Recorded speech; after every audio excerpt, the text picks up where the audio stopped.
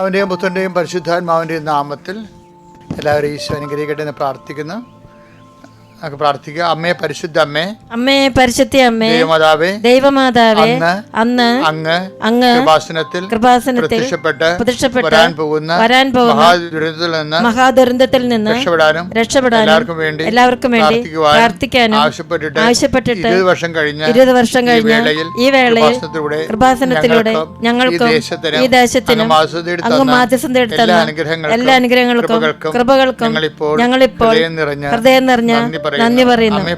അമ്മേ, പരിശുദ്ധ അമ്മേ, ജപമാല മാതാവേ, സകല കൃപാസനം പ്രാർത്ഥനകളോടും ചേർത്ത് ഞങ്ങളിപ്പോൾ പ്രാർത്ഥിക്കുന്ന ഈ കുടുംബത്തിന്റെ പ്രത്യേക നിയോഗം പറമക്കളെ, അമ്മയുടെ പ്രത്യക്ഷീകരണത്തിന്റെ ഈ ദശക വേളയിൽ ഞങ്ങൾക്ക് സാധിച്ചു തരുവാൻ കനിയണമേ. ആമേൻ. വിശ്വാസ പ്രമാണം. സർവശക്തനായ പിതാവും ആകാശത്തിന്റെയും ഭൂമിയുടെയും സൃഷ്ടാവുമായ ദൈവത്തിൽ ഞാൻ വിശ്വസിക്കുന്നു. അവിടുത്തെ ഏകപുത്രനും ഞങ്ങളുടെ കർത്താവുമായ ഈശോ മിശിഹായിലും ഞാൻ വിശ്വസിക്കുന്നു. ഈ പുത്രൻ പരിശുദ്ധാത്മാവിനാൽ ഗർഭസ്ഥനായി കന്യകാമറിയത്തിൽ നിന്ന് പിറന്ന് പൊന്തിയോസ് പീലാത്തോസിന്റെ കാലത്ത് പീഡകൾ സഹിച്ച് കുരിശിൽ തറയ്ക്കപ്പെട്ട് മരിച്ച് അടക്കപ്പെട്ട് പാതാളങ്ങളിൽ ഇറങ്ങി മരിച്ചവരുടെ ഇടയിൽ നിന്ന് 3-ാം നാൾ ഉയർത്ത് സ്വർഗത്തിലേക്ക് എഴുന്നള്ളി സർവശക്തിയുള്ള പിതാവായ ദൈവത്തിന്റെ വലതുഭാഗത്തിരിക്കുന്നു. അവിടെ നിന്ന് ജീവിക്കുന്നവരെയും മരിച്ചവരെയും വിധിക്കുവാൻ വരുമെന്നും ഞാൻ വിശ്വസിക്കുന്നു. പരിശുദ്ധാത്മാവിലും ഞാൻ വിശ്വസിക്കുന്നു. വിശുദ്ധ കത്തോലിക്കാ സഭയിലും പുണ്യവാന്മാരുടെ ഐക്യത്തിലും പാപങ്ങളുടെ മോചനത്തിലും ശരീരത്തിന്റെ ഉയർപ്പിലും നിത്യമായ ജീവിതത്തിലും ഞാൻ വിശ്വസിക്കുന്നു. ആമേൻ. സുഖസ്ഥനായ ഞങ്ങളുടെ പിതാവേ, അങ്ങയുടെ നാമം പൂജിതമാകണമേ. അങ്ങയുടെ രാജ്യം വരണമേ. അങ്ങയുടെ തിരുമനസ് സ്വർഗത്തിലെ പോലെ ഭൂമിയിലും ആകണമേ. അന്നു വേണ്ടുന്ന ആഹാരം ഇന്ന് ഞങ്ങൾക്ക് തരണമേ. ഞങ്ങളോട് തെറ്റ് ചെയ്യുന്നവരോട് ഞങ്ങൾ ക്ഷമിക്കുന്നത് പോലെ ഞങ്ങളുടെ തെറ്റുകൾ ഞങ്ങളോടും ക്ഷമിക്കണമേ. ഞങ്ങളെ പ്രലോഭനത്തിൽ ഉൾപ്പെടുത്തരുതേ, തിന്മയിൽ ഞങ്ങൾ രക്ഷിക്കണമേ. ആമേൻ. നന്മ നിറഞ്ഞ മറിയമേ, സ്വസ്തി. കർത്താവ് അങ്ങയുടെ കൂടെ സ്ത്രീകളിൽ അങ്ങ് അനുഗ്രഹിക്കപ്പെട്ടവളാകുന്നു. അങ്ങയുടെ ഉദരത്തിൻ ഫലമായി ഈശോ അനുഗ്രഹിക്കപ്പെട്ടവനാകുന്നു. പരിശുദ്ധ മറിയമേ, തമ്പുരാന്റെ അമ്മേ, പാപികളായ ഞങ്ങൾക്ക് വേണ്ടി ഇപ്പോഴും ഞങ്ങളുടെ മരണസമയത്തും തമ്പുരാനോട് അപേക്ഷിക്കണമേ. ആമേൻ. നമുക്ക് പ്രാർത്ഥിക്കുക. എന്നതിന് അനുഗ്രഹ പ്രാർത്ഥനയിലേക്ക് വരാം. കർത്താവേ, അങ്ങയുടെ മക്കളെ ഈ സമയത്ത് ഈ ദിവസം തന്നതിനെ ഓർത്ത് നന്ദി പറഞ്ഞുകൊണ്ട് അങ്ങയുടെ നാമത്തിൽ ആശീർവദിക്കുന്നു. കർത്താവേ, നിന്റെ ഉന്നതമായ നാമത്തെ മഹത്വപ്പെടുത്തണമേ. കർത്താവേ, സഭയിലുള്ള സാന്നിധ്യം പ്രകടമാക്കണമേ. കർത്താവേ, 38 വർഷം ഞാൻ അർപ്പിച്ച കൃപാനയുടെ യോഗ്യതയാൽ കൃപാസ്ഥാനത്താറെ ജീവനോടെ പ്രത്യക്ഷപ്പെട്ട പരിശുദ്ധ അമ്മയുടെ മാധ്യസ്ഥതയിലെ കർത്താവിൻ്റെ ഉന്നതമായ നാമത്തിലെ കൃപാസ്ഥാനത്താറെ നടന്ന 10,000-കണക്കിന് ആരാധനയുടെ അടിസ്ഥാനത്തിലും അധികാരത്തിലും ആധാരത്തിലും കർത്താവിൻ്റെ നാമത്തിൽ പ്രാർത്ഥിക്കുന്നു. ഇന്ന് ബാധിക്കുന്ന എല്ലാ ആശങ്കകളും, നിന്നെ ഇന്ന് ബാധിക്കുന്ന എല്ലാ രോഗപീഠകളും, നിന്നെ ഇന്ന് ബാധിക്കുന്ന മറ്റു വിഷയങ്ങളെക്കുറിച്ചുള്ള എല്ലാ ആദിഭീതികളും ഹൃദയഭാരങ്ങളും യേശുക്രിസ്തു നാമത്തിൽ ഈ പ്രഭാതത്തിൽ വിട്ടുമാറട്ടെ. എൻ്റെ കർത്താവിൻ്റെ ഉന്നതമായ നാമത്തിൽ കർത്താവെ, ദൈവസ്നേഹം കൊണ്ട് ഞങ്ങളുടെ മക്കളെ ഹൃദയത്തിൽ നിറക്കണമേ. പ്രാർത്ഥിക്കാൻ ആരും പറയാതെ പ്രചോദിപ്പിക്കാതെ സമ്മർദ്ദം ചെലുത്താതെ കർത്താവെ, സ്വതസിദ്ധമായിട്ട് അനിയന്ത്രിതമായിട്ട് കർത്താവെ പ്രാർത്ഥിക്കുവാൻ അങ്ങയുടെ മക്കളെ അനുഗ്രഹിക്കണേ. പ്രാർത്ഥിക്കുമ്പോൾ അവർക്ക് സന്തോഷം തോന്നുന്ന കർത്താവെ, പ്രാർത്ഥിക്കുമ്പോൾ അവർക്ക് പ്രത്യാശ തോന്നുന്ന കർത്താവെ, പ്രാർത്ഥിക്കുമ്പോൾ ദൈവസ്നേഹം അവരുടെ ഹൃദയത്തിൽ പൂത്തുലയാൻ വേണ്ടി മാത്രം പ്രാർത്ഥന വരപ്രസാദത്താൽ മക്കളെ നിറക്കണമെന്ന് പ്രാർത്ഥിക്കുന്നു. ഇന്ന് നിനക്ക് ദൈവത്തിൻ്റെ ഭാഗത്തുനിന്ന് പോലും ഒരു സന്ധിപ്പ് കിട്ടണില്ലെന്ന് വിചാരിച്ചുകൊണ്ട് ദൈവവേദരെ നീ മനസ്സിടരുത്. കാര്യം നിനക്ക് ദൈവം അനുഗ്രഹത്തിൻ്റെ ഒരു ദിവസം നിന്നോട് കൃതജ്ഞത അർപ്പിക്കാൻ വേണ്ടി മാത്രം ദൈവം ഒരു സമയം മണിക്കൂർ എണ്ണി വെച്ചിട്ടുണ്ട്. ദൈവത്തെ അവിശ്വസിക്കരുത്, ദൈവത്തെ അവഗണിക്കുകയും ചെയ്യരുത്, ദൈവത്തെ ഒരിക്കലും നമ്മൾ അണ്ടർ എസ്റ്റിമേറ്റ് ചെയ്യരുത്. അത് ന്യൂനീകരിച്ച് കൊണ്ട് ദൈവത്തെക്കുറിച്ചൊരു കണക്കെടുപ്പ് നടത്തരുത്. മറിച്ച് എൻ്റെ കർത്താവ് നീ ധൈര്യമുള്ളവരായിരിക്കണം, ആത്മധൈര്യമുള്ള വ്യക്തിയായിരിക്കണം. കാര്യം എൻ്റെ കർത്താവ് എപ്പോഴായാലും ഏത് മണിക്കൂറായി എന്നെ സംരക്ഷിക്കും. അവൻ്റെ നിർമ്മലനെ അഴിഞ്ഞു പോകാൻ അനുവദിക്കത്തില്ലെന്നുള്ള ദൈവത്തിൻ്റെ വചനമാണെങ്കിൽ ഞാൻ ദൈവത്തെ സ്നേഹിക്കുകയും ദൈവത്തെ ആശ്രയിക്കുകയും ചെയ്യുന്ന നിന്നെയും കർത്താവിനെ അഴിയാൻ അനുവദിക്കത്തില്ല. നിൻ്റെ അഴിച്ചിലുകളെല്ലാം കർത്താവ് പുനരുദ്ധരിക്കുകയും കർത്താവിൻ്റെ വചനങ്ങളിലുണ്ട്, നിന്നെ ഞാൻ പുനരുദ്ധരിക്കുമെന്ന്. അത് ജെറമിയായിലും പ്രവാചകന്മാരുടെ പ്രഖ്യാപിതമായ വാഗ്ദാനങ്ങളുള്ളതാണ്. നിൻ്റെ ഐശ്വര്യത്തെ ഞാൻ പുനഃസ്ഥാപിക്കുന്നു. ഹഗ്ഗായിലും പറഞ്ഞിട്ടുണ്ട്, നിൻ്റെ ഐശ്വര്യത്തെ ഞാൻ പുനഃസ്ഥാപിക്കുമെന്ന്. അതുകൊണ്ട് നിനക്ക് ദൈവം ഒരു ദിവസം കുറിച്ചിട്ടുണ്ട്, ആ ദിവസം നിന്നെ പുനരുദ്ധരിക്കും. അതുവരെ പ്രാർത്ഥനയിൽ, വിശ്വാസത്തിൽ, പ്രത്യാശത്തിൽ കാത്തിരിക്കാൻ വേണ്ടി പരിശുദ്ധമ്മ കൃപാസ്ഥാനത്താരെ ജീവനോടെ പ്രത്യക്ഷപ്പെട്ട പരിശുദ്ധമ്മ ദുരന്തമുണ്ടാകാൻ പോകുന്നു. പ്രാർത്ഥിക്കണമെന്ന് ജാഗ്രത നൽകിയ പരിശുദ്ധമ്മ ആ പ്രത്യക്ഷങ്ങളുടെ അടിസ്ഥാനത്തിൽ ആശ്രയിച്ച് വിശ്വസിച്ച് മുന്നേറുന്ന നിനക്ക് വേണ്ടി കുറിച്ചിരിക്കേണ്ട ദിവസം എത്രയും വേഗം ചുരുക്കപ്പെടാൻ വേണ്ടി അമ്മ നിനക്ക് വേണ്ടി മധ്യസ്ഥ പ്രാർത്ഥിക്കുന്ന സമയമാണ്. എൻ്റെ കർത്താവിനുതമായ നാമത്തിൽ ഭാരങ്ങൾ മാറിപ്പോട്ടെ. എൻ്റെ കർത്താവിനുതമായ നാമത്തിൽ ക്ലേശങ്ങൾ നീങ്ങിപ്പോട്ടെ. എൻ്റെ കർത്താവിനുതമായ നാമത്തിൽ ഇന്നത്തെ നിൻ്റെ യാത്രയിൽ നിൻ്റെ കൂടെ പരിശുദ്ധ അമ്മയുടെ മധ്യസ്ഥത്തിൽ എല്ലാ വിശുദ്ധന്മാരും അകമ്പടി സേവിക്കുകയും നിന്നെ കർത്താവ് സഹായിക്കുകയും ചെയ്യട്ടെ. എൻ്റെ കർത്താവെ, തിരികെ ഇന്ന് രാത്രി തിരിച്ചും കൂടണയുമ്പോൾ നിൻ്റെ സാന്നിധ്യത്തിൽ ആഹ്ലാദിക്കാൻ അങ്ങയുടെ മക്കളെ പിതാവിൻ്റെയും പുത്രൻ്റെയും പരിശുദ്ധാത്മാവിൻ്റെ നാമത്തിൽ ഞാൻ ആശീർവദിക്കുന്നു. സന്ദേശത്തേക്ക് വരാം. ഇന്ന് നമ്മൾ കഴിഞ്ഞ ദിവസങ്ങളിലെ കഴിഞ്ഞ ചൊവ്വാഴ്ച ഞാൻ ധ്യാനിപ്പിച്ചപ്പോഴേ പെട്ടെന്ന് ഞാൻ ആൾത്താർ ചെയ്യുന്നുണ്ട് ആൾക്കാരോട് പറഞ്ഞൊരു വാക്കുണ്ട്. ഇപ്പോൾ ചില സമയത്ത് നമ്മുടെ ജീവിതം നമ്മുടെ കയ്യിൽ നിന്ന് പോകുവേ. ജീവിതം കയ്യിൽ നിന്ന് പോകുന്ന വെച്ചാൽ നമ്മൾ ഒത്തിരി അവലംബിച്ചും പ്രാർത്ഥിച്ചും. കഴിഞ്ഞ ദിവസങ്ങളിലെ ഒരു സംഭവം ഉണ്ടായി. സാക്ഷ്യത്തിലൂടെ ഞാൻ ആൾത്താർ നിൽക്കുമ്പോൾ കേൾക്കണമല്ലോ. അപ്പോൾ അതിലത് ഒന്ന് രണ്ട് കാര്യങ്ങൾ എൻ്റെ ശ്രദ്ധയിൽപ്പെട്ടതേ, ചില ആൾക്കാർ ഇങ്ങനെ വളരെ പ്രതീക്ഷ അർപ്പിച്ചുകൊണ്ട് ഈ പ്രാവശ്യം ഞാൻ ജയിക്കും, ഈ പ്രാവശ്യം വസ്തു വിറ്റുപോകും, ഈ പ്രാവശ്യം കടങ്ങൾ പരിഹരിക്കും, ജപ്തി നീങ്ങിപ്പോകും, അതിനുള്ള കെട്ട് ഞാൻ കെട്ടിയിട്ടുണ്ട്, ദൈവം എന്നെ ഇപ്പോൾ സഹായിക്കുന്നുണ്ട്, അപ്പം ഞാൻ വളരെ കൂളായിട്ടിരിക്കും, അത് കുഴപ്പമില്ല, കൈകാര്യം ചെയ്യാം എന്ന് പറയും. പക്ഷേ ഇങ്ങനെ ഇരിക്കുന്ന സമയത്ത് ഈ കപ്പിനും ചുണ്ടിനും ഇടയ്ക്ക് വെച്ച് നമ്മൾ ആശ്രയം വെച്ച കാര്യം കൈവിട്ടു പോകും, ഒന്നും നടക്കത്തില്ല. ചിലപ്പോൾ ഒത്തുവെച്ച കല്യാണമായിരിക്കും പോണത്. ചിലപ്പോൾ നമ്മൾ റിയൽ എസ്റ്റേറ്റ് നടത്തുന്നവരാണെങ്കിൽ നമ്മൾ വിൽക്കാമെന്ന് പറഞ്ഞ സ്ഥലമായിരിക്കും, നല്ല ലാഭം കിട്ടണ ബിസിനസ്സായിരുന്നു, പക്ഷേ അവസാന നിമിഷം അത് കൈവിട്ടു പോകും. ഇപ്പോഴ് കേസ് തന്നെ നമ്മുടെ വക്കീൽ നമ്മൾ പറയും കൃത്യമായിട്ട് നമ്മൾ ഇത് ജയിക്കും എന്ന് പറയും. പക്ഷേ എന്തോ ഒരു പോയിന്റിന് നമുക്ക് ആ കേസ് നമ്മുടെ കയ്യിൽ നിന്ന് പോകും. അപ്പം നിങ്ങളെന്ത് ചെയ്യും? ഇങ്ങനെ കയ്യിൽ നിന്ന് അപ്രതീക്ഷിതമായി കയ്യിൽ നിന്ന് വിട്ടുപോയി എന്ത് ചെയ്യും? കയ്യിൽ നിന്ന് വിട്ടുപോയി കഴിഞ്ഞാൽ ഉടനെ നമ്മൾ തലക്ക് കയ്യും കൊടുത്ത് താഴെ ഇരിക്കും. എന്തുമാത്രം ഞാൻ പ്രാർത്ഥിച്ചതാണോ, എന്തുമാത്രം ഞാൻ തിരികെത്തിച്ചതാണോ. ചില പറയും ഞാൻ എല്ലാ ദൈവങ്ങളെയും വിളിച്ച് ഞാൻ ഇനി ഒരു പ്രാർത്ഥനയ്ക്കും ഇല്ല എന്നൊക്കെ പറഞ്ഞു. നിങ്ങളിങ്ങനെ വർത്തമാനമൊന്നും പറയരുത് കേട്ടോ. വിവരമില്ലാത്തത് കൊണ്ടും വികാരജീവി ആയതുകൊണ്ടുമാണ് അങ്ങനെയൊക്കെ പറയണമെന്ന് ദൈവത്തിന് അറിയാം. ദൈവം നിങ്ങൾ ക്ഷമിക്കട്ടെ. പക്ഷെ അതല്ല പ്രശ്നം. അതായത് ഇങ്ങനെയുള്ള സാധനങ്ങളെ സംഭവിക്കുമ്പോൾ ഓർക്കണമെന്ന് വെച്ചാൽ നമ്മുടെ മെരിറ്റ് പോയെന്നേ അതിൻ്റെ അർത്ഥമുള്ളൂ. പിടിയിട്ടില്ലേ? അപ്പം നമ്മുടെ കൈപ്പിടിയിൽ നിന്ന്, നമ്മുടെ കൺട്രോളിൽ നിന്ന് കയ്യിൽ എത്തിപ്പിടിക്കാൻ പറ്റിയ സാധനം കയ്യിൽ നിന്ന് വിട്ടു പോകുമ്പോൾ അത് പരീക്ഷയാകാം, ചിലപ്പോൾ ജോലി ആകാം, ചിലപ്പോൾ പ്രൊമോഷനാകാം, ചിലപ്പോൾ നിങ്ങൾക്ക് കിട്ടുന്ന അംഗീകാരമാകാം, സമ്മാനമാകാം, ചിലപ്പോൾ ഒരു അര പോയിൻ്റൊക്കെ വിട്ടുപോകും. അപ്പോൾ അതിൻ്റെ അർത്ഥം എന്താ? അർത്ഥം വെച്ചാൽ അങ്ങനെ പോകുമ്പോൾ അതിൻ്റെ അർത്ഥം എല്ലാം പോയി എന്നും പറഞ്ഞ് നിങ്ങൾ ജീവിതം തീർന്നതെന്ന് പറഞ്ഞുകൊണ്ട് നിങ്ങൾ വിവരമില്ലാത്ത മനുഷ്യരെ പോലെ തലയും കൈ കൊടുത്തിട്ട് ഇനി ഞാൻ പ്രാർത്ഥിക്കലെന്ന് പറയരുത്. അത് ഒരു പ്രാവശ്യം പറഞ്ഞാൽ 9 പ്രാവശ്യം പറഞ്ഞുകൊണ്ട് ദൈവം എഴുതി വെക്കണത് എന്ന് വെച്ചാൽ നീ ദൈവത്തിനെ അടിസ്ഥാനപ്പെടുത്തിയല്ല അത് പറയണത്. അപ്പോൾ എന്താ ചെയ്യേണ്ടതെന്ന് വെച്ച് കഴിഞ്ഞാൽ നീ മനസ്സിലാക്കുക, അതിന് ഈ പരിശുദ്ധാത്മ വേണം ഈശോ പറയുന്ന കാര്യം നിന്നെ സഹായിക്കാനുണ്ട്. ആൾക്കാരെ സഹായിക്കാനില്ലാത്തപ്പോഴാണ് ഇതുപോലെയൊക്കെയുള്ള വെട്ടിവർത്താനൊക്കെ പറയണത്. അപ്പോൾ പരിശുദ്ധാത്മാവ് കുറവാണെന്ന് മാത്രമേ ഉള്ളൂ. അപ്പോൾ നീ പശ്ചാത്താപിച്ചാൽ മതി. പരിശുദ്ധാത്മാവ് കിട്ടാനുള്ള ആദ്യ വഴി എന്ന പശ്ചാത്താപമല്ലേ. നടപടി 2:30 എന്താ പറയണത്? നിങ്ങൾ പശ്ചാത്താപിക്കുക. പരിശുദ്ധാത്മാവ് സഹായം കിട്ടണില്ല, വിടുവർത്താനം പറഞ്ഞു പോയെന്ന് കേട്ടാൽ നമുക്ക് ഉടനെ വേണ്ട പരിശുദ്ധാത്മാവിനാണ് സഹായകൻ. ഈ യോഹന്നാൻ്റെ സുവിശേഷം 15:26 ഞാൻ പിതാവിൻ്റെ അടുത്ത് നിന്ന് അയക്കുന്ന സഹായകൻ, പിതാവിൽ നിന്ന് പുറപ്പെടുന്ന ആ സത്യാത്മാവ് വരുമ്പോൾ അവൻ എന്നെക്കുറിച്ച് സാക്ഷി നൽകുക. അപ്പോൾ പരിശുദ്ധാത്മാവിനെ യോഹന്നാൻ 15:26 സഹായൻ എന്നാണ് വിളിക്കണത്. ഈ സഹായകൻ ഉണ്ടെങ്കിൽ നീ ദൈവത്തെ അപ്പം തന്നെ ഞാൻ ഇനി പ്രാർത്ഥിക്കണില്ലെന്നൊന്നും പറയത്തില്ല. ഞാൻ ഇനി പ്രാർത്ഥിക്കണില്ല, ഞാൻ എല്ലാ ദൈവങ്ങളെ വിളിച്ചെന്നൊക്കെ പറയണത് സഹായകൻ ഇല്ലാത്തത് കൊണ്ടാണ്. അപ്പോൾ അതിന് സഹായനെ കിട്ടാൻ എന്താ ചെയ്യേണ്ടത്? അത് 2:38 വർക്ക് ചെയ്താൽ മതി. എന്താണ് നടപടി പുസ്തകം? എന്താണ് പറയണത്? നിങ്ങൾ പശ്ചാത്തപിക്കുവിൻ, പാപമോചന യേശുക്രിസ്തു നാമം സ്നാനം വിളിക്കുവിൻ. ഇപ്പം നിങ്ങൾ ഏറ്റിരിക്കുന്ന ഈ സഹനമില്ലേ, സഹനം അത് യേശുക്രിസ്തു നാമത്തിലാക്കി കഴിഞ്ഞാൽ അത് സ്നാനമായി മാറും.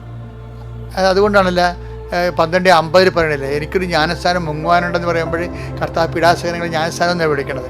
അപ്പോൾ നമുക്കൊരു സഹന സാഹചര്യം വന്നാൽ അത് യേശുക്രിസ്തു നാമത്തിൽ ഞാൻ സഹിക്കണമെന്ന് പറഞ്ഞു കഴിഞ്ഞാൽ എനിക്ക് ഇപ്പോൾ എൻ്റെ ബിസിനസ് തകർന്നു പോയി. നമുക്ക് തരാമെന്ന് പറഞ്ഞ ആൾക്കാർ, ഇന്ന് തരാമെന്ന് പറഞ്ഞ ആൾക്കാർ അയ്യോ പറ്റത്തില്ല എന്ന് പറഞ്ഞ് അപ്പോൾ പെട്ടെന്ന് കയ്യിൽ നിന്ന് വിട്ടുപോയി. അപ്പോൾ കയ്യിൽ നിന്ന് വിട്ടുപോകുമ്പോൾ നമ്മളത് ഉടനെ ചിലർ സ്മോൾ അടിക്കും, ചില ആൾക്കാർ തല കൊണ്ട് തല ഭിത്തിയിട്ടടിക്കും. അങ്ങനെയൊക്കെ ഒന്നും ചെയ്തിട്ട് കാര്യമില്ല.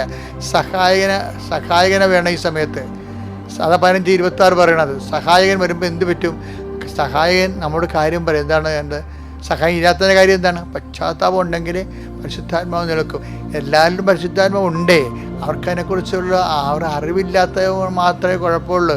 ഇത് ഞാനിത് പറഞ്ഞതെന്ന് വെച്ച് കഴിഞ്ഞാൽ പൊടുന്നനെ ഉണ്ടാകുന്ന ആകസ്മികമായിട്ടുണ്ടാകുന്ന തകർച്ചകൾ, അല്ലെങ്കിൽ നമ്മുടെ പ്രതീക്ഷയ്ക്ക് എതിരായിട്ട് ഒരു കാര്യം സംഭവിക്കുമ്പോൾ പെട്ടെന്ന് നമ്മളുടെ സ്വപ്നങ്ങളെല്ലാം ചീട്ട് കൊട്ടാരം പോലെ ഇങ്ങനെ നിബന്ധിക്കുമ്പോൾ നിങ്ങൾ പതറരുത്. എന്താ കാര്യം എന്നറിയാവോ?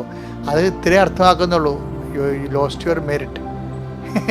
നിങ്ങളുടെ യോഗ്യത, കപ്പാസിറ്റി, എബിലിറ്റി ഇല്ലേ, ആ കഴിവ് തീർന്നു എന്നേ ഉള്ളൂ.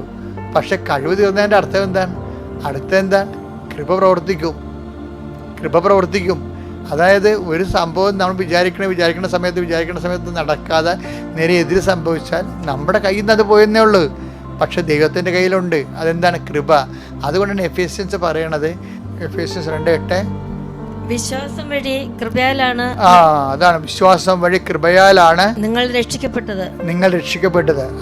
അത് നിങ്ങൾ നേടിയെടുത്തതല്ല. അത് നമ്മുടെ കഴിവല്ല, ദൈവത്തിന്റെ ദാനമാണ്. നേടിയെടുക്കാത്തത് നമ്മുടെ കയ്യിലുണ്ട്. എന്താണ് അത്? ദൈവത്തിന്റെ ദാനം. അപ്പം നേടിയതുണ്ട്, പിന്നെ നേടിയെടുക്കാൻ പറ്റാത്തതുണ്ട്. ഇപ്പം നേട്ടം വരുമ്പോൾ നമ്മൾക്ക് കോട്ടമാണെന്ന് പറയും. നേട്ടം ഇല്ലെങ്കിൽ പിന്നെ കോട്ടമാണെന്ന് പറയരുത്.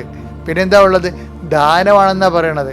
അപ്പോൾ ഒരു കാര്യം നമ്മുടെ കയ്യിൽ നിന്ന് പോയി കഴിഞ്ഞാൽ കർത്താവിന് വേറെ പദ്ധതിയുണ്ട്. അത് നമ്മുടെ കഴിവോ ബുദ്ധിയോ പരീക്ഷയോ വിജയമോ ആരോഗ്യമോ എക്സ്പീരിയൻസോ കൊണ്ടല്ല, മറിച്ച് കർത്താവിൻ്റെ കൃപ കൊണ്ട്. ഈ ഉടമ്പടി മുഴുവൻ നിലനിൽക്കണം അങ്ങനെയല്ലേ? Not by merit but by grace. Zachariah എന്താ പറയണത്? 4:6 എടുത്ത് അവൻ എന്നോട് പറഞ്ഞു കർത്താവ് സെറുബ്ബാബേലിനോട് അരുളി ചെയ്തു, സൈന്യബലത്താലല്ല കരബലത്താലുമല്ല എന്റെ ആത്മാവിനാലാണ് സൈന്യങ്ങളുടെ കർത്താവ് അരുളി ചെയ്യുന്നു. എന്റെ ആത്മാവിലാണെന്ന് സൈന്യങ്ങളുടെ കർത്താവ് അരുളി ചെയ്യുന്നു. അപ്പോഴ് സൈന്യബലത്താൽ നടക്കുന്ന കാര്യങ്ങളുണ്ട്, കരബലത്താൽ നടക്കുന്ന കാര്യങ്ങളുണ്ട്. ഇത് രണ്ടുമില്ലെങ്കിൽ കാര്യം നടക്കത്തില്ലെന്നല്ലേ അർത്ഥം. കാര്യം നടക്കണ കർത്താവിൻ്റെ കരത്തിൻ്റെ കൃപയിലാണെന്നതിൻ്റെ അർത്ഥം. അപ്പോൾ ഒരു കാര്യം നിൻ്റെ യോഗ്യത കൊണ്ട് നടന്നില്ലെങ്കിൽ അതിനർത്ഥം നടക്കുകയില്ലെന്നല്ല, മറിച്ച് കർത്താവിൻ്റെ കരം കൊണ്ട് നടക്കുമെന്നാണ്. അപ്പം നമ്മൾ ദൈവത്തിൽ ആശ്രയിക്കണം. അങ്ങനെ ആശ്രയിച്ച് കൃപ കൊണ്ട് ആ വിഷയം കൈകാര്യം ചെയ്യാൻ വേണ്ടിയാണ് നമ്മൾ ഉടമ്പടിയിൽ വിശ്വസ്തതയും സത്യസന്ധതയും പാലിക്കേണ്ടത്. പല ആൾക്കാർക്കും ഉടമ്പടിയിൽ വരുന്നത് ആ ഉടമ്പടി എന്ന് പറയുമ്പോൾ തന്നെ അർത്ഥം വിശ്വസ്തതയെന്നല്ലേ പറയണത്. ഇവിടുന്ന് പറയുന്ന കാര്യങ്ങൾ കൃത്യമായിട്ട് നിങ്ങൾ ചെയ്യണം. അത് മാത്രം ചെയ്താൽ പോരാ. 5:46 അനുസരിച്ചുകൊണ്ട് 40 സുവിശേഷത്തിലെ അതിനൊക്കെ വലിയ കാര്യങ്ങൾ ചെയ്യണം. എന്നുവെച്ചാൽ വിശേഷവിദ്യയായി ചെയ്യണം. അപ്പം അങ്ങനെ വരുമ്പോൾ ദൈവത്തിന് തോന്നും നീ ദൈവത്തിൻ്റെ ആളാണെന്ന് തോന്നും.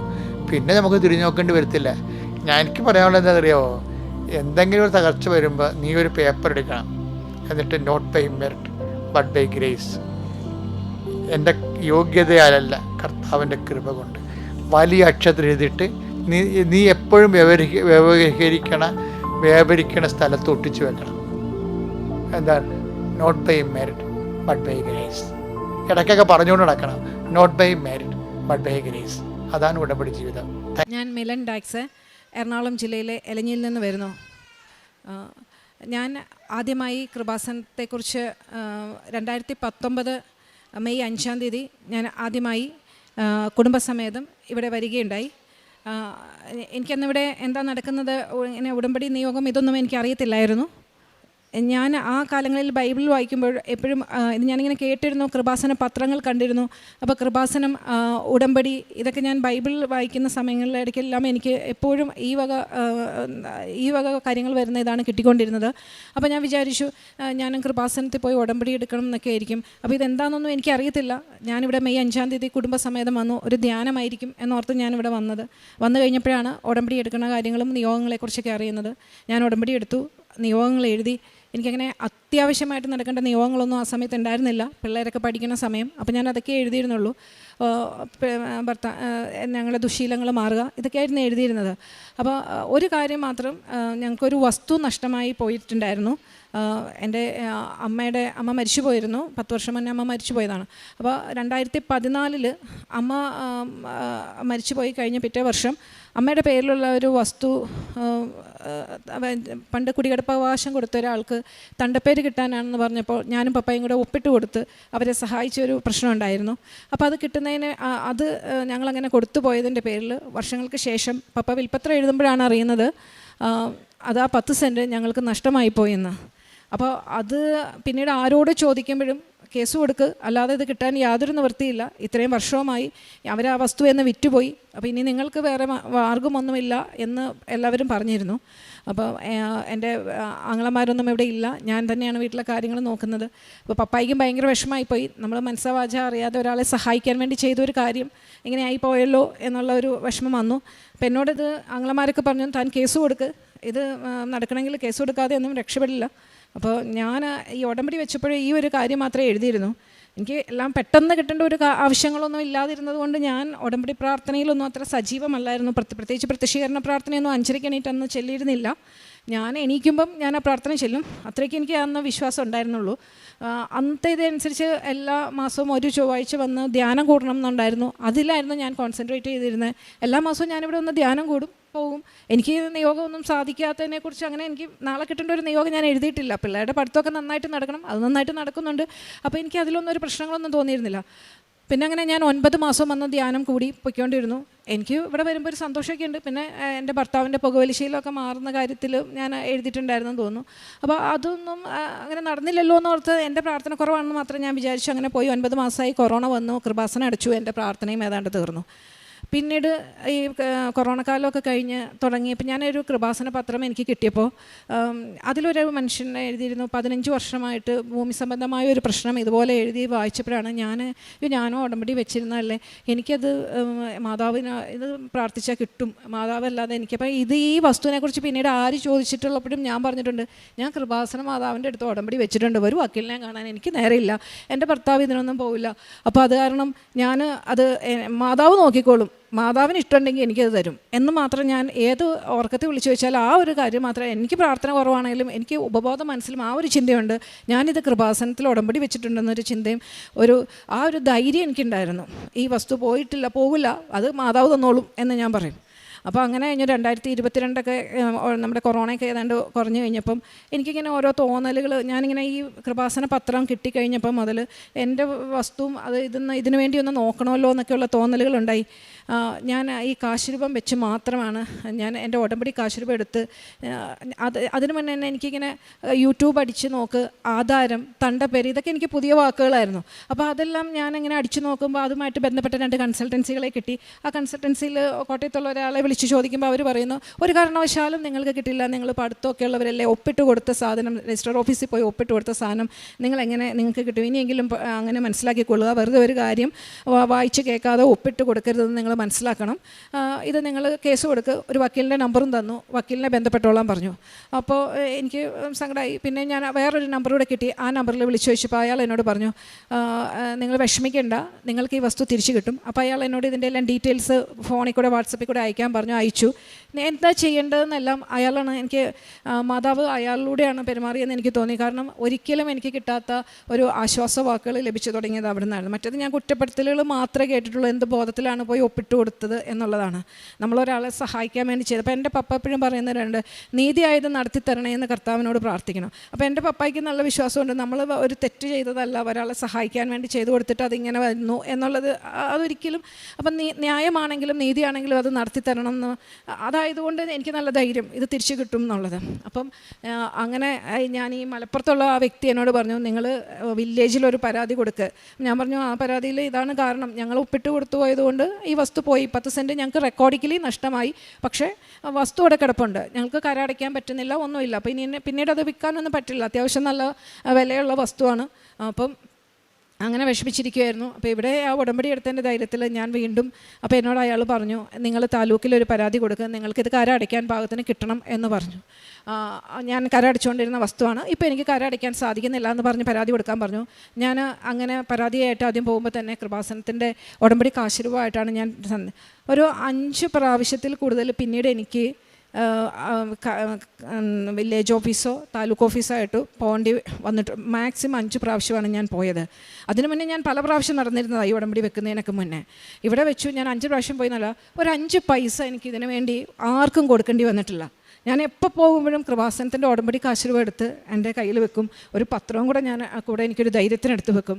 ഇത്രയും ചെയ്ത് മാതാവിനോട് പ്രാർത്ഥിക്കും. ഇത് ചെയ്ത് എനിക്കിത് 2023 ജൂണിൽ ഈ വസ്തു, അതായത് 22 പകുതിയായപ്പോഴും ഞാൻ ഇതിനു വേണ്ടി ശ്രമിച്ചു തുടങ്ങിയത്. 14 നഷ്ടപ്പെട്ട വസ്തുവാണ്. 22 ഞാൻ ശ്രമിച്ചു തുടങ്ങി. എനിക്ക് ആ ജൂൺ മാസം എനിക്ക് ഈ സാധനം കിട്ടി. ഇപ്പോഴും എൻ്റെ ഒരു പേരപ്പനൊക്കെ വർഷങ്ങളായിട്ട് ഈ വസ്തു സംബന്ധമായിട്ട് നടക്കാത്ത കാര്യങ്ങൾക്ക് നടക്കുന്നത് ഞാൻ കാണുന്നതാണ്. അപ്പോൾ എനിക്കിത് ഭയങ്കര ധൈര്യമാണ്. കൃപാസന മാതാവിൻ്റെ ഉറപ്പിലാണ് എനിക്ക് ഒരു ഇത് കിട്ടിയതെന്നുള്ളത്. പിന്നീട് ഞാൻ അതിന് നന്ദി പറയാൻ ഇവിടെ എത്തിയില്ല. കാരണം ഞാൻ ആ സമയത്തൊന്നും പുതുക്കിയിട്ടില്ലായിരുന്നു. അതുകൊണ്ട് ഞാൻ നന്ദി പറയാൻ വരാൻ പറ്റാഞ്ഞതുകൊണ്ട് 2024 ആയപ്പം ഞാൻ വീണ്ടും ഇവിടെ എത്തി. അന്ന് ഞാൻ വന്ന് വീണ്ടും എൻ്റെ ആദ്യത്തെ ഉടമ്പടി ഉഴപ്പിപ്പോയതുകൊണ്ട് ഞാൻ രണ്ടാമത്തെ വീണ്ടും ഒരു ഉടമ്പടി എടുത്തു പുതുക്കുന്നതിന് വരും. അതിൽ വെച്ച നിയോഗങ്ങളിൽ എൻ്റെ കുട്ടികളുടെ പഠനം, വിദേശ പഠനങ്ങളും, അതുപോലെ എൻ്റെ ഭർത്താവിൻ്റെ പുകവലിശീലം. ഭർത്താവ് വർഷങ്ങളായിട്ട് ഏതാണ്ട് 30 വർഷത്തോളം പുകവലിശീലം ഉണ്ടായിരുന്ന എൻ്റെ ഭർത്താവ് കഴിഞ്ഞ നവംബർ മാസം മുതൽ ഇന്ന് വരെ ഒറ്റ സിഗരറ്റ് പോലും വലിച്ചിട്ടില്ല. എന്നോട് പറഞ്ഞു, ഞാൻ വെറുതെ നിന്നോട് പറഞ്ഞതാ, പലപ്പോഴും പറയും ഞാൻ നിർത്തുവാന്ന് പറയും. ആ ഒരു ഒക്ടോബറിൽ ഞാൻ കഴിഞ്ഞ 24 ജൂൺ മാസം രണ്ടാമത് ഇവിടെ വന്ന് ഉടമ്പടി എടുത്തു. അത് കഴിഞ്ഞ് ഞാൻ ഒക്ടോബറിലൊക്കെ എനിക്ക് ഭയങ്കര മാനസിക വിഷമമുണ്ടായിരുന്നു ഭർത്താവിൻ്റെ പുകവലി കാരണം. ഞാനിവിടെ വന്ന് കരഞ്ഞ് പ്രാർത്ഥിച്ചിട്ടുണ്ട്. നവംബറിൽ എന്നോട് ഭർത്താവ് വന്ന് പറഞ്ഞു, നാളെ മുതൽ ഞാൻ വലിക്കുന്നില്ല എന്ന് പറഞ്ഞെങ്കിലും ഞാൻ വിശ്വസിച്ചില്ല. എന്നിട്ട് പിന്നീട് ഭർത്താവിന് സാധാരണ വലി നിർത്തിയാൽ ഒരാഴ്ചത്തേക്ക് ഭയങ്കര ബുദ്ധിമുട്ടുകളുണ്ടാകും. ഭർത്താവ് ആ ആഴ്ചകളിൽ വലിയ പ്രശ്നമൊന്നും ഇല്ലാതെ പോയി. എന്നിട്ട് പിന്നീട് എന്നോട് ഡിസംബറിൽ ക്രിസ്മസ് കഴിഞ്ഞ് പറഞ്ഞു, ഇത്തവണ എന്താണെന്ന് അറിയില്ല, വലി നിർത്തിയിട്ട് ഞാൻ നിന്നോട് ചുമ്മാ പറഞ്ഞതാ, എന്നാലും വലി നിർത്തിയിട്ട് ഞാൻ ഒരു സിഗരറ്റ് കൂടെ മേടിച്ച് നോക്കി, പക്ഷേ വലിച്ചിട്ട് എനിക്ക് വലിക്കാൻ പറ്റുന്നില്ല, ഞാൻ ആ സിഗരറ്റ് കളഞ്ഞു എന്ന് പറഞ്ഞു. അതെനിക്ക് ഭയങ്കര സന്തോഷം. ഞാൻ പറഞ്ഞു, ഡാക്സ്, അത് നമ്മുടെ കഴിവല്ല, അത് മനുഷ്യനാൽ അസാധ്യം ദൈവത്താൽ സാധ്യമെന്ന് അന്ന് ഞാൻ പറഞ്ഞു. മാതാവിൻ്റെ ഒറ്റ കൃപയാണ് ഞാൻ ഈ ഒരു കാര്യം എത്ര നാളായി പ്രാർത്ഥിക്കുന്നു. അപ്പോൾ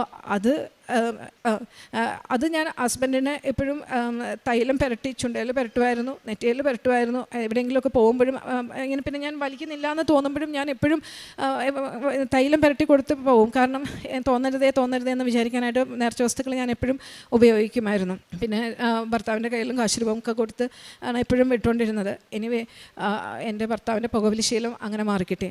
പിന്നെ എൻ്റെ മോളുടെ ജോലി സംബന്ധമായ ഒരു കാര്യമായിരുന്നു. മോള് ഡിഗ്രി കഴിഞ്ഞ് എന്ത് ചെയ്യണം, മാസ്റ്റേഴ്സിന് പുറത്തേക്ക് പോകാൻ നിൽക്കുകയാണ് മോൻ പോയത്. അപ്പോൾ ഇനി മാസ്റ്റേഴ്സിന് പോകണോ അതോ ജോലിക്ക് കയറണോ, ഏതാ വേണ്ടതെന്ന് ഇങ്ങനെ വിഷമിച്ച് നിൽക്കുമ്പോൾ ഞാൻ അവളോട് പറഞ്ഞു, നീ എന്തിനാ വിഷമിക്കുന്നത്, നീ മാതാവിനോട് പ്രാർത്ഥിക്കുക. മാതാവ് എന്നോട് പറയുക, പരിശുദ്ധാത്മാവിനെ അയച്ചു തന്ന് ഏത് വഴിയാണ് ഞാൻ നടക്കണമെന്ന് പരിശുദ്ധാത്മാവിൻ്റെ അഭിഷേകം കിട്ടാനായിട്ട് നീ മാതാവിനോട് പ്രാർത്ഥിക്കുമെന്ന് പറയായിരുന്നു.